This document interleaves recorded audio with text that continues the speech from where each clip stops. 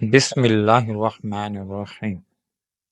جب میری آنکھ کھلی میرے منہ پر پٹی بندھی ہوئی تھی، میں نے کچھ ہوش سنبھالی تو احساس ہوا کہ میرے ہاتھ پیچھے کو باندھے گئے ہیں اور میرے دونوں پاؤں بھی بندھے ہوئے تھے۔ مجھے کچھ سمجھ نہیں آ رہی تھی کہ میں کہاں ہوں۔ وہ ایک کال کوٹڑی سی تھی جہاں میں بے بسی بندھی زمین پر گری پڑی تھی۔ ابھی تک میری آنکھوں میں نیند کا اثر تھا، میرا سر چکرا رہا تھا، میں اس قدر نشے میں تھی کہ میری سوجھ بوجھ کام کرنا چھوڑ گئی تھی۔ مجھے کچھ یاد نہیں آ رہا تھا کہ میں یہاں کیسے پہنچی۔ میں نے اپنے ہاتھ پاؤں کو حرکت دی تاکہ میں ان رسیوں سے خود کو آزاد کر سکوں، لیکن میرے لیے ممکن نہیں تھا۔ ایک تو میں ابھی تک نشے کے زیر اثر تھی، اور دوسرا میں اتنی طاقت نہیں رکھتی تھی کہ خود کو ان رسیوں سے آزاد کر سکوں۔ میں شاید بھوکی پیاسی بھی تھی، اس لیے خود میں کمزوری سی محسوس کر رہی تھی، اس لیے میں کچھ دیر بعد ہی دوبارہ بے ہوش ہو گئی۔ اگلی بار جب مجھے ہوش آیا تو میں ایک کمرے میں بیڈ پر موجود تھی، لیکن کمرے میں نائٹ بلب کی روشنی تھی۔ اب بھی میں نیم بے ہوشی میں تھی، میرا دماغ بالکل تاریک تھا۔ میں نے سوچنے کی کوشش بھی کی کہ مجھے یاد آ جائے کہ میں کون ہوں، کہاں ہوں۔ اس بار میرے ہاتھ پاؤں آزاد تھے، میں نے اپنا چکراتا سر اپنے ہاتھوں سے پکڑا اور اٹھنے کی کوشش کرنے لگی، لیکن میرا پورا وجود درد سے چور تھا۔ میں اتنی ہمت خود میں نہیں رکھتی تھی کہ خود سے اٹھ کر بیٹھ سکوں، پھر بھی میں بیڈ کے کروان سے ٹیک لگا کر بیٹھ گئی۔ نشے سے چور آنکھوں سے کمرے کا جائزہ لینے لگی۔ وہ ایک چھوٹا سا کمرہ تھا، ایک بیڈ کے علاوہ وہاں کچھ نہ تھا۔ کمرے میں نائٹ بلب کی ہلکی سی روشنی تھی۔ میرا دماغ اب بھی یہ سوچنے کے قابل نہیں تھا کہ آخر میں یہاں کیوں ہوں اور یہاں کیا کر رہی ہوں، لیکن میرے بکھرے بال اور حلیہ اور میرا درد سے چور وجود مجھے میری بربادی کی داستان سنا رہا تھا، جیسے میرے ساتھ غیر انسانی سلوک کیا گیا ہے۔ ابھی میں ٹھیک سے کچھ سمجھ ہی نہیں پائی تھی جب میرے کمرے کا دروازہ کھلا تھا۔ میں نے آنکھیں بند کر لیں، کسی کے قدموں کی چاپ میرے قریب آ کر رکی تھی، کسی نے میرے چہرے پر بکھرے بالوں کو پیچھے کیا تھا۔ پھر ایک مانوس سی آواز مجھے سنائی دی، کتنے دن سے یہ یہاں ہے؟ ایک مردانہ آواز تھی۔ سر 2 دن سے، ابھی تک بے ہوش ہے سر، 2 دن سے اسے بے ہوشی کے انجیکشن دیے جا رہے ہیں ہم۔ ایسا کرو، آج اسے کوئی ڈوز مت دینا، اسے جب مکمل ہوش آ جائے تو اسے کچھ کھانے پینے کو دو، کہیں مرمرا ہی نہ جائے۔ ابھی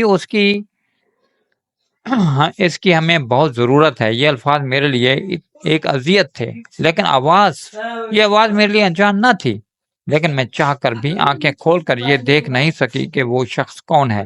لیکن اس کے بعد میرا کمرہ پھر سے خالی ہو چکا تھا۔ میرے دماغ سے نشے کا جیسے جیسے اثر ختم ہونے لگا، مجھے یاد آنے لگا کہ میں کالج سے واپس آ رہی تھی۔ میرے کالج اور بس سٹاپ میں ایک گلی ایسی آتی تھی جو سنسان ہوتی تھی، لیکن وہ بس سٹاپ تک جانے کا شارٹ کٹ تھا۔ میں اکثر وہی راستہ اختیار کرتی تھی۔ پھر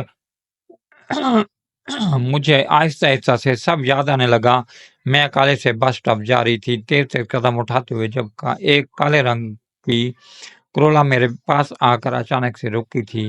میں بکھلا سی گئی تھی، لیکن ابھی سمجھ بھی نہیں پائی تھی کہ گاڑی کا دروازہ کھلا اور ایک کالے نقاب پوش نے میرا بازو پکڑ کر دبوچا۔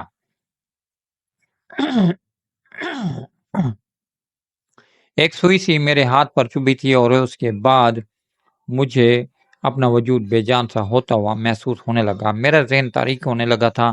بس یہ یاد ہے کہ مجھے کھینچ کر گاڑی میں بٹھایا گیا تھا۔ اس کے بعد مجھے کچھ یاد نہیں تھا۔ تو کیا مجھے کڈنیپ کیا گیا تھا؟ اوہ نو، مجھے اغوا کیا گیا ہے۔ اس سوچ نے میرا دل دہلا دیا تھا۔ مگر کیوں؟ میں تو کوئی بڑے باپ کی بیٹی نہ تھی۔ میرا تعلق تو ایک متوسط گھرانے سے تھا۔ مجھے اغوا کر کے تو اغوا کار کو کیا ملے گا؟ کیا میرا باپ تو ایک معمولی سی فارم میں ملازمت کرتا ہے؟ بمشکل ہی ہمارا گھر کا نظام چلتا ہے۔ اس سوچ کے دماغ میں آتے ہی مجھے اپنے بوڑھے ماں باپ کا چہرہ نظر آنے لگا۔ میں 2 دن سے یہاں ہوں۔ اف، میرے ماں باپ تو میری گمشدگی پر رو رو کر ہلکان ہو چکے ہوں گے۔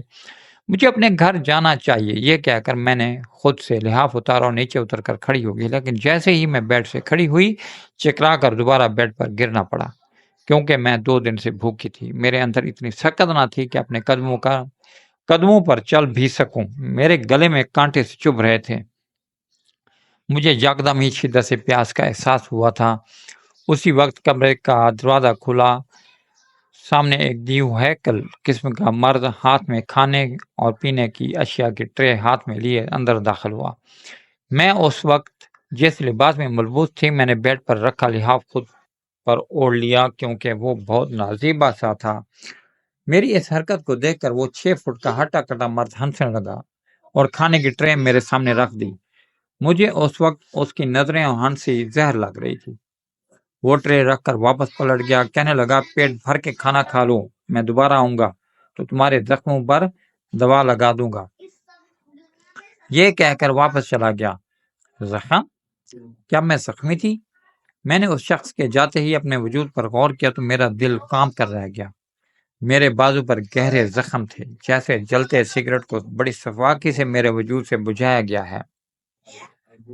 مجھے شاید اس قدر تیز نشہ دیا گیا تھا کہ مجھے ان زخموں کا احساس اب بھی محسوس نہیں ہو رہا تھا۔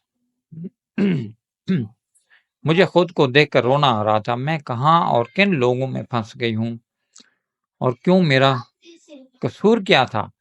میرے اندر سے اٹھنے والے سوالوں کا میرے پاس کوئی جواب نہ تھا۔ سب سے پہلے تو میں نے پانی کی جگ کو منہ لگایا اور اپنی پیاس بجھائی۔ پھر کھانا کھایا۔ کھانا کھانے کے بعد مجھے خود میں کچھ ہوش مندی سی محسوس ہوئی تھی، لیکن یہ ہوش بھی میرے لیے ایک اذیت کا ہی سبب بن گئے تھے۔ میرے ساتھ بے ہوشی میں کیا ہوا تھا اس کی آگاہی میرے لیے موت سے بدتر تھی۔ میں برباد ہو چکی تھی۔ میرے ماں باپ تو جیتے جی ہی مر چکے ہوں گے۔ لوگ میرے کردار پر نہ جانے کیسے کیسے لفظوں سے دھجیاں اڑا رہے ہوں گے، جنہیں سننا میرے ماں باپ کے بس کی بات تو نہ تھی۔ میں تو ان کا مان تھی، غرور تھی، جو کسی ہوس کی وجہ مٹی ہو چکی تھی۔ میں جب یہ سوچتی میرا جی چاہتا خود کو ختم کر لوں۔ مجھے بہت کڑی سزا تو مل گئی تھی، لیکن اپنا قصور سمجھ میں نہیں آ رہا تھا۔ مجھے یہاں کیوں لایا گیا تھا میں نہیں جانتی تھی۔ اگر مجھے اغوا کرنے کا مقصد پیسے کا حصول تھا تو میرا باپ کوئی لینڈ لارڈ تو نہیں تھا، عام سے انسان تھا۔ اس لیے میں یہ سوچ بھی نہیں سکتی تھی کہ پیسوں کے عوض مجھے اغوا کیا گیا۔ اور دوسری وجہ جو تھی اس کا ادراک مجھے ہو چکا تھا۔ شاید کوئی ہوس کے مارے نوجوان ہوں گے جو مجھے سنسان سڑک پر دیکھ کر انہوں نے مجھے اپنی ہوس کا نشانہ بنانے کے لیے یہ سب کیا۔ 2 دن سے وہ لوگ مجھے نشے کا انجیکشن دے کر مجھے نہ جانے کتنی بار برباد کر چکے تھے۔ میرے وجود پر جلتے سگریٹ بجھائے گئے تھے، گو کہ ہر صفاقی کا مظاہرہ کیا گیا تھا، جیسے مجھ سے کسی دشمنی کا بدلہ لیا گیا۔ اگر ان کا مقصد صرف مجھے برباد کرنا تھا تو اب تک مجھے سڑک یا فٹ پاتھ پر پھینک چکے ہوتے، یا پھر مجھے مار کر کسی نہر ندی میں پھینک چکے ہوتے، جیسا اکثر کیا جاتا ہے۔ لیکن میں اب تک اس کمرے میں قید تھی، ہر بات سے انجان۔ میں اپنی اس اذیت ناک سوچ پر آنسو بہا رہی تھی۔ جب سامنے کا دروازہ کھلا تھا، وہی ہٹا کٹا شخص ہاتھ میں دوا لیے میرے قریب آنے لگا۔ میں پیچھے ہٹ گئی۔ وہ میرے پاس آ کر بیٹھ گیا، کہنے لگا مجھ سے کیوں گھبرا رہی ہو؟ میں تو تمہارا مسیح ہوں، تمہیں دوا لگانے آیا ہوں۔ اس کا اندازہ خانہ اور ہتک امیز تھا۔ اس سے پہلے کہ وہ کچھ اشارہ کرتا، میں نے اس سے ہاتھ کے اشارے سے روک دیا۔ میں نے کہا دوا یہاں رکھ دو، میں خود لگا لوں گی اور تم یہاں سے جاؤ۔ میری بات سن کر وہ کمینگی سے ہنسنے لگا، کہنے لگا 2 دن سے میں ہی تو تمہارے زخموں پر دوا لگا رہا ہوں، پھر سر کا آرڈر ہے 2 دن میں اس لڑکی کے زخم پر جانے چاہیے۔ میں نے پوچھا کون ہے تمہارا سر؟ اس نے کہا کیوں کون ہے تمہارا سر؟ کیوں مجھے کڈنیپ کیا ہے؟ میں نے اس کا کیا بگاڑا ہے؟ میری بات سن کر وہ مجھے غور سے دیکھنے لگا، کہنے لگا یہ تو تم اسی سے پوچھ لینا، مجھے کچھ بھی کہنے کے آرڈر نہیں ہے۔ میں نے کہا وہ بلاؤ اس کمینے انسان کو جو کمزور عورت کو نشے کی حالت میں برباد کر کے خود کو مرد سمجھتا ہے۔ اسے کہو میرے سامنے آ کر مجھ سے بات کرے، اگر واقعی کسی مرد کی اولاد ہے تو۔ میں جتنے سخت الفاظ استعمال کر سکتی تھی کر رہی تھی۔ میری بات سن کر وہ سنجیدہ تھا ہو گیا، کہنے لگا لڑکی تیری اسی زبان کا نتیجہ ہے جو تو بھگت رہی ہے اور مرتے دم تک بھگتتی رہے گی۔ اس کمرے میں جگہ جگہ کیمرے لگے ہیں اور سر کی نظر میں تمہاری ہر حرکت جو تم یوں بے دھڑک کہہ رہی ہو اس کی بھرپائی تم سے سہی نہیں جائے گی، کیونکہ اب جو کچھ تمہارے ساتھ ہوگا ہوش حواس میں ہوگا۔ یہ کہہ کر وہ باہر چلا گیا۔ میں پورے کمرے کا تنقیدی جائزہ لیا، لیکن مجھے کہیں بھی کوئی کیمرہ نظر نہیں آیا۔ شاید وہ خفیہ کیمرے تھے جو چھوٹے تھے اور نظروں سے اوجھل تھے۔ میں رات تک گزشتہ زندگی کو سوچتی رہی۔ مجھے کچھ ایسا یاد نہیں آ رہا تھا کتنے گھنٹے گزر چکے تھے۔ شاید آدھی رات ہو گئی تھی جب میرے کمرے کا دروازہ پھر سے کھلا تھا۔ جو شخص میرے سامنے کھڑا تھا اسے دیکھ کر میں سانس لینا تک بھول گئی تھی۔ وہ میرے لیے آج میری زندگی کا سب سے اہم دن تھا، کیونکہ آج میں پروونشل لیول پر ایک تقریری مقابلے میں حصہ لینے والی تھی۔ میں ان لوگوں میں سے ایک تھی جو دنیا میں اپنی عزت اپنے ہنر اور الفاظ سے بناتے تھے۔ میں نے گھر سے نکلنے سے پہلے اپنی امی ابو کی ڈھیروں دعائیں لیں اور پھر کالج کی جانب اپنے مخصوص گاڑی میں بیٹھ کر چلی گئی، جہاں سے ہمیں دوسرے شہر تک کا سفر کرنا تھا۔ میں اپنے پورے کالج میں سب سے زیادہ پراعتماد لڑکی تھی اور مجھے یقین تھا کہ یہ تقریری مقابلہ تو میں ہی جیتوں گی۔ کچھ دیر بعد ہم اس کالج میں پہنچ گئے جہاں یہ مقابلہ ہونا تھا۔ وہ کالج بہت بڑا تھا اور اس تقریری مقابلے کو سپانسر کرنے والے امیر کبیر لوگ وہاں موجود تھے۔ ایک پل کو ان کی ٹھاٹ باٹ اور مجھ سے بھی زیادہ ذہین اور امیر اسٹوڈنٹس کو دیکھ کر میں گھبرائی ہوئی تھی، مگر اگلی پل مجھے میرے ماں باپ اور ان کی دی گئی پراعتمادی یاد آئی تو میں سب کچھ ایک طرف رکھ کر اپنی باری کا انتظار کرنے لگی۔ جب میں نے وہاں بھرے مجمع کے سامنے تقریر کی تو سب کافی متاثر ہوئے تھے، خاص کر میرا لہجہ اور بغیر لڑکھڑاہٹ الفاظ سن کر مجھے ہی اول انعام کا حقدار ٹھہرایا گیا۔ وہ میری زندگی کے سب سے حسین دن تھا۔ اس تقریری مقابلے کو سپانسر کرنے والے اس شہر کے سب سے امیر شخص تھے۔ اس وقت وہ تو اس ایونٹ میں شامل نہ ہو سکے، مگر ان کا اکلوتا بیٹا وہیں موجود تھا۔ جب انعامات دینے کی باری آئی تو انہی کے ہاتھوں سے مجھے انعام سے نوازا گیا تھا۔ میں نے جب سرسری سی نظر اسٹیج پر تالیوں کی گونج میں آنے والے شخص پر ڈالی تو وہ ایک میری ہی عمر کا نوجوان لڑکا تھا، جس کے چہرے سے غرور اور تکبر چھلک رہا تھا۔ وہ ایک روب سے یوں چلتے ہوئے اسٹیج تک آیا گویا وہ سب پر احسان کر رہا ہو۔ میں نظریں جھکائے کھڑی مسکرا رہی تھی جب مجھے اس شخص نے ٹرافی تھمائی۔ میں نے مسکرا کر جو ہی ٹرافی تھامی تو ہولے سے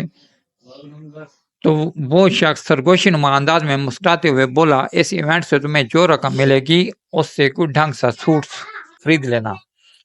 یہ الفاظ تو جیسے ایک پل کو میرا وجود جھنجھوڑ چکے تھے۔ میرا چہرہ مزید سفید پڑ چکا تھا۔ میں نے ایک نظر اپنے کپڑوں پر ڈالی، وہی پرانا سادہ سا لباس جو میں 20 بار پہن چکی تھی، مگر کبھی شرمندگی محسوس نہیں ہوئی تھی۔ خیر، میرے لوگوں کی سوچ تھی۔ اسائشوں سے شروع ہو کر انہی پر ختم ہونے والی۔ میں سر جھٹک کر شکریہ ادا کرتے ہوئے اسٹیج سے اتر گئی۔ وہ لڑکا جس کا نام احمد تھا میرے پیچھے ہی آیا تھا، بار بار اپنے پیسے کا روپ جھاڑ کر دوسروں کو نیچے دکھاتا نہ جانے کیا سمجھانے کی کوشش میں لگا رہا۔ اس نے وہاں باتوں ہی باتوں میں مجھے دوستی کرنے کا بھی کہا، مگر میں 2 ٹوکلے میں منع کر چکی تھی۔ احمد سیٹھی خوبصورت پرکشش شخصیت کا مالک تھا، مگر کم تو میں بھی نہ تھی، مگر اپنی خوبصورتی کا دکھاوا کرنا میری فطرت میں شامل نہیں تھا۔ اس روز جب ہم کالج سے اپنے گھر کے لیے جانے لگے تو اچانک احمد سیٹھی کی بڑی سی گاڑی ہماری بس کے آگے آ کر کھڑی ہو گئی۔ مجھے اس کا یہ انداز انتہائی برا لگا تھا۔ ابھی کچھ لڑکیوں کا گاڑی سے ٹکرا کر ایکسیڈنٹ ہو جاتا، مگر احمد سیٹھی کی گاڑی عین میرے پاس آ کر رکی اور وہ اپنی گاڑی کا شیشہ نیچے کرتے ہوئے مجھ سے کہنے لگا کہ محترمہ آئیے، ایک کپ کافی ہو جائے۔ اس کا یہ انداز دیکھ کر میں تو ایک پل میں آگ بگولا ہو چکی تھی۔ آخر اس کی ہمت کیسے ہوئی تھی مجھے ایسا کہنے کی؟ میں نے پوری طرح نظر انداز کرتے ہوئے منع کیا اور بس میں بیٹھ گئی۔ میرا وجود پوری طرح لرز رہا تھا۔ دل تھا کہ سینہ چیر کر باہر ہی آ کر گرتا۔ میں کچھ ہی دیر میں گھر پہنچی۔ میرے امی ابو میری کامیابی پر بہت خوش تھے۔ اگلے روز میری اس کامیابی پر کالج میں ایک پارٹی رکھی گئی تھی۔ میں جب کالج گئی تو میں یہ دیکھ کر دنگ رہ گئی۔ اس کے باہر تو وہی گاڑی کھڑی تھی، یعنی احمد سیٹھی کی۔ جب اندر داخل ہوئی تو سچ مچ احمد سیٹھی ہی وہاں پر موجود تھا۔ جس نے مجھے دیکھا تو فوراً میرے پاس آیا اور ہاتھ ملانے کے لیے ہاتھ آگے بڑھایا۔ میں نے ایک چبھتی ہوئی نظر احمد کے چہرے پر ڈالی اور پھر یوں ہی السلام علیکم کہہ کر آگے بڑھ گئی تھی۔ اس کا چہرہ اس پل سرخ پڑا تھا، مگر میں اسے یہ باور کروانا چاہتی تھی کہ مجھے اس کا یوں بے تکلفانہ انداز بالکل بھی پسند نہ تھا۔ جیسے وہ ایونٹ ختم ہوا اور میں اپنی گاڑی میں بیٹھ کر گھر جانے کے لیے نکل گئی، میں اپنے گھر سے کچھ دوری پر ہی اترا کرتی تھی کیونکہ گاڑی ہمارے محلے تک نہیں جاتی تھی۔ میں جو ہی اپنی گاڑی سے اتر کر اپنے گھر کی جانب جانے لگی تو تبھی ایک فارچونر میرے سامنے آ کر کھڑی ہوئی۔ میں ہمارے خوف کے چند قدم پیچھے ہٹی تھی۔ سامنے احمد سیٹھی گاڑی سے اترا، جو مجھے انتہائی غصیلی آنکھوں سے دیکھتے ہوئے بولا کہ آ کر گاڑی میں بیٹھو، مجھے تم سے کچھ ضروری بات کرنی ہے۔ مگر میں نے فوراً اسے غصے میں کہا کہ یہ شریفوں کا محلہ ہے، یہاں پر آپ جیسے لوگوں کی کوئی جگہ نہیں، میں ایک شریف اور عزت دار گھرانے کی لڑکی ہوں، خبردار جو آئندہ میرا راستہ روک کر میرا کردار مشکوک کیا۔ میں اتنا کہہ کر جو ہی مڑی تو اس نے اگلے ہی پل میرے بازو کو اپنی گرفت میں لے لیا تھا۔ میرے وجود میں آگ لگ چکی تھی۔ آخر اس کی ہمت کیسے مجھے ہاتھ لگانے کی؟ میں نے بغیر سوچے سمجھے احمد سیٹھی کے منہ پر اتنی زور سے تھپڑ مارا کہ وہ آواز آس پاس کی دکانوں تک بھی پہنچی تھی۔ سب حیرانگی سے یہ منظر دیکھنے لگے تھے۔ میں انتہائی حقارت بھرے لہجے میں بولی کہ خبردار جو دوبارہ ایسا کرنے کی جسارت بھی کی تو ورنہ تمہارے منہ نوچ لوں گی۔ میں نے اس روز احمد کو بہت ذلیل کیا تھا اور پھر وہاں سے اپنے گھر کے لیے چلی گئی۔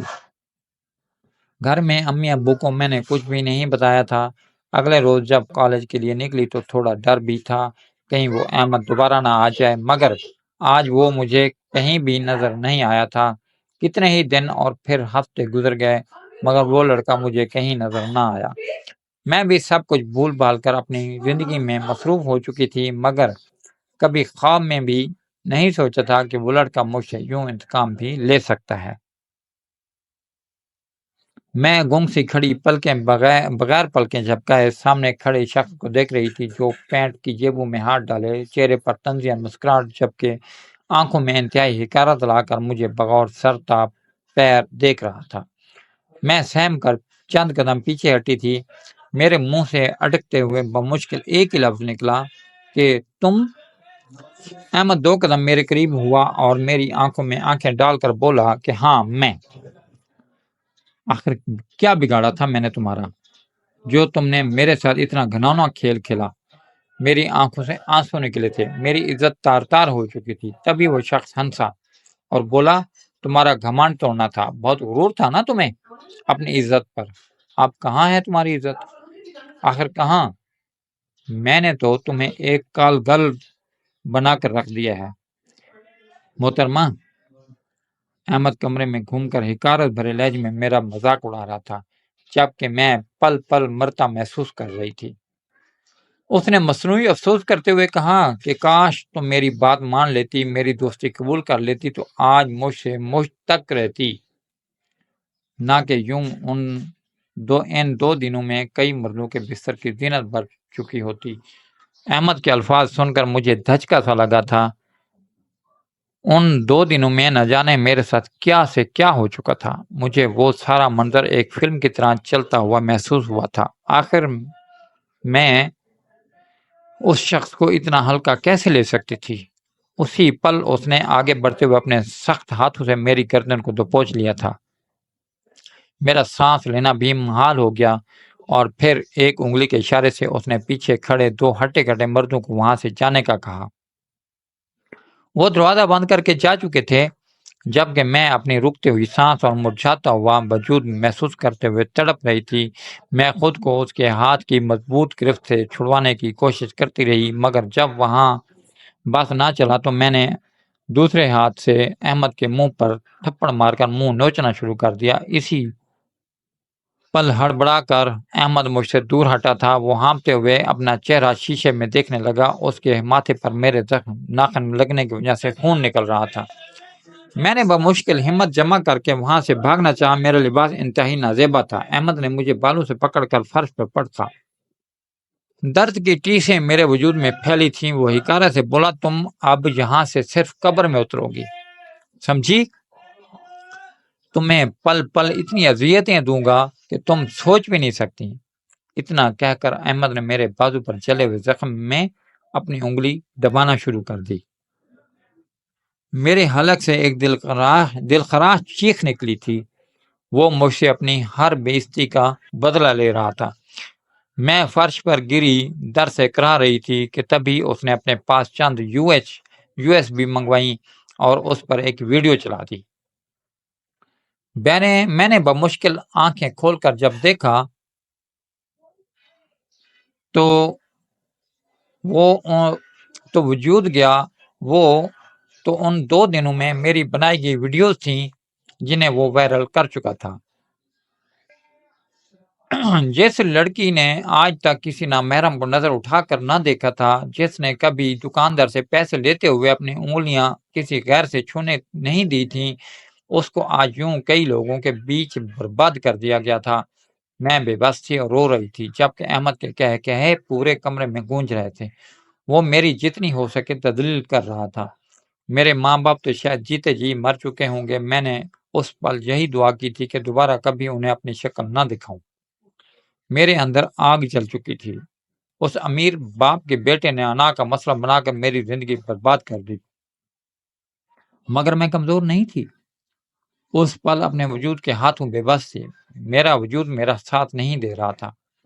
احمد نے اپنی شرٹ اتار کر وہیں زمین پر پھینکی اور میرے قریب آتے ہوئے بولا، آج تمہیں بتاؤں گا اذیت کسے کہتے ہیں۔ اس نے ملازم کو کہلوا کر 2 باؤل منگوائے تھے۔ ایک میں گرم کھولتا پانی تھا جبکہ دوسرے میں برف کے کیوبز تھے۔ نہ جانے وہ میرے ساتھ کیا کرنے والا تھا، مگر میں سوچ چکی تھی کہ اب مجھے کیا کرنا ہے۔ احمد نے ایک سگریٹ جلایا اور مجھے اپنی گرفت میں لے کر جلے ہوئے زخم کو مزید جلانے لگا، مگر میرے منہ سے ایک سسکی تک نہیں نکلی تھی۔ الٹا میں لمبے لمبے سانس لیتے ہوئے مسکرائی تھی۔ احمد نے وہ سگریٹ میرے زخم میں دنسانا شروع کر دیا اور اسی کے ساتھ یوں ہی گرم پانی کا باؤل اٹھا کر میرے زخم پر اڑنے لگا تو میں نے ایک ہی جھٹکے سے وہ باؤل اس پر الٹ دیا۔ گرم کھولتا پانی احمد کا چہرہ جھلسا چکا تھا۔ کانچ کا باؤل کرچی کرچی ہو کر فرش پر پھیل گیا تھا۔ وہ فرش پر لیٹا چلا رہا تھا۔ میں نے اس پل پاس پڑے کانچ کے ٹکڑے کو اٹھایا اور دیوانہ وار احمد کے پیٹ میں وار کرنا شروع کر دیے۔ میں رو رہی تھی، چیخ رہی تھی اور ہر بات کا بدلہ لے رہی تھی۔ اس جیسے درندے کو زندہ رہنے کا کوئی حق نہیں تھا۔ تبھی اس کے سیکورٹی اہلکار کمرے میں داخل ہوئے تھے۔ وہ مجھے پکڑ کر احمد سے دور کر چکے تھے۔ مجھ پر غشی طاری ہونے لگی۔ فرش خون سے بھرا ہوا تھا۔ ڈاکٹر اور پولیس آ چکی تھی، جبکہ میں کمرے کے کونے میں بیٹھی اپنے بکھرے بال سنوارتی ہوئی طنزیہ کہہ کے لگا رہی تھی اور احمد کو آخری بار دیکھنے لگی۔ میرے وجود پر کپڑا ڈال کر وہاں سے لیڈی کانسٹیبل لے کر جانے لگی۔ مجھ پر بے ہوشی سی طاری ہو رہی تھی۔ شاید عمر قید ہوتی یا سزائے موت، مگر اب جی کر بھی کیا کرنا تھا۔ میرے دل پہ یہ ملال نہ تھا کہ میں نے اپنے مجرم کو سزا نہیں دی۔ میں مطمئن تھی